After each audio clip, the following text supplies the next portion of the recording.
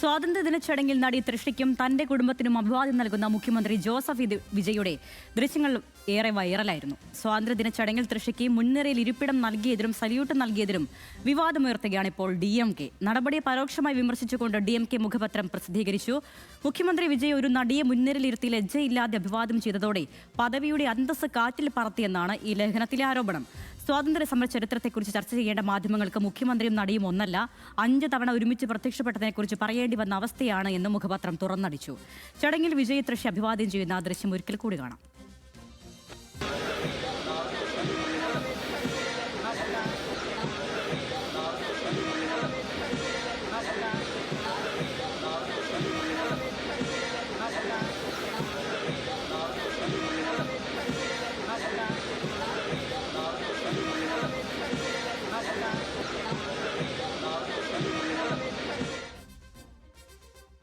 വാർത്തയുടെ വിശദാംശങ്ങളുമായി ആനന്ദ് മോഹൻ ചേരുകയാണ്. ആനന്ദ്, സ്വാതന്ത്ര്യദിന ചടങ്ങിലെ മുഖ്യമന്ത്രി തൃഷയ്ക്കും തന്റെ കുടുംബത്തിനും അഭിവാദ്യം നൽകുന്ന ആ വീഡിയോ, ഇപ്പോൾ നമ്മൾ കണ്ട വീഡിയോ വളരെ ചർച്ചയാകുകയും ഇപ്പോൾ DMK അതിലൊരു വിവാദമായി ഇതിനെ ഉയർത്തിക്കൊണ്ട് വരികയാണ്. അവരുടെ മുഖപത്രത്തിലൂടെ തന്നെ ഇക്കാര്യങ്ങൾ തുറന്നടിക്കുന്നു. എന്താണ് DMKയുടെ രാഷ്ട്രീയ ആരോപണം? ഇതിൽ എങ്ങനെയാണ് ഈ വിഷയത്തെ അവർ കാണുന്നത്?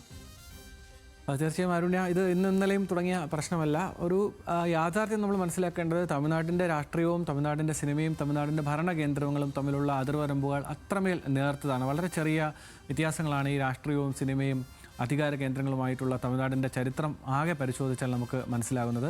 ഏതായാലും തൃഷയും വിജയും ഇതുമായി ബന്ധപ്പെട്ടുള്ള വിവാദങ്ങളിലും ഗോസിപ്പുകളിലുമൊക്കെ കുറേ കാലമായി നിറഞ്ഞു നിൽക്കുന്നു. ഇപ്പോൾ ഒരു പൊളിറ്റിക്കലായിട്ട് മുരശൊലി DMKയുടെ മുഖപത്രം ഒരു വിമർശനം മുന്നോട്ട് വയ്ക്കുന്നത്, സ്വാതന്ത്ര്യദിനത്തിൽ VVIPകൾക്ക് വേണ്ടി റിസർവ് ചെയ്തിട്ടുള്ള മുൻനിരയിൽ തൃഷ വന്നിരിക്കുന്നു.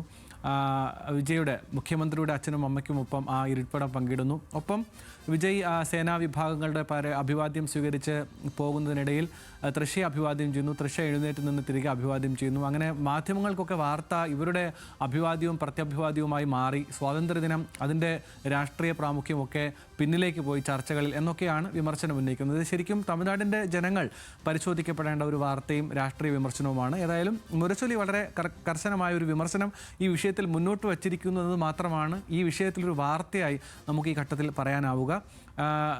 വിജയിയുടെ ആരാധകരും ഒരുപക്ഷെ TVK അധികാരത്തിലെത്തിച്ചവർ പോലും ഈ നടപടികൾ, ഒരു നടിയെ അഭിവാദ്യം ചെയ്യുന്ന സ്വാതന്ത്ര്യദിനം പോലെയുള്ള ഒരു ഒഫീഷ്യൽ പരിപാടിയിൽ ഒരു നടിയെ അഭിവാദ്യം ചെയ്യുന്നു, അവർക്ക് ഇത്രയും പ്രാധാന്യം കൊടുക്കുന്നു, അവർക്കൊരു പ്രത്യേക ഇരിപ്പിടം കൊടുക്കുന്നു, അവരെ മുഖ്യമന്ത്രി നേരിട്ട് അഭിവാദ്യം ചെയ്യുന്ന നിലയിൽ കാര്യങ്ങൾ പോകുമ്പോൾ വിജയെ ആരാധിക്കുന്നവരും വിജയെ സ്നേഹിക്കുന്നവർ പോലും ഒരു പക്ഷേ അതിനെ സ്വീകരിക്കില്ല, തള്ളിക്കളയുമെന്ന ശക്തമായൊരു രാഷ്ട്രീയ വിമർശനം DMKയും AIADMKയും അടക്കമുള്ള രാഷ്ട്രീയ കക്ഷികൾ ഉന്നയിക്കുന്നു. അവരുടെ മുഖപത്രമായ മുരശൊലിയിൽ അതൊരു വിമർശനവും കുറ്റപ്പെടുത്തലുമായി വന്നിരിക്കുന്നത് മാത്രമാണ് ഇതുമായി ബന്ധപ്പെട്ടൊരു വാർത്താ പ്രാധാന്യമായിട്ട് നിലവിലുള്ളത്. അരുണ്യ.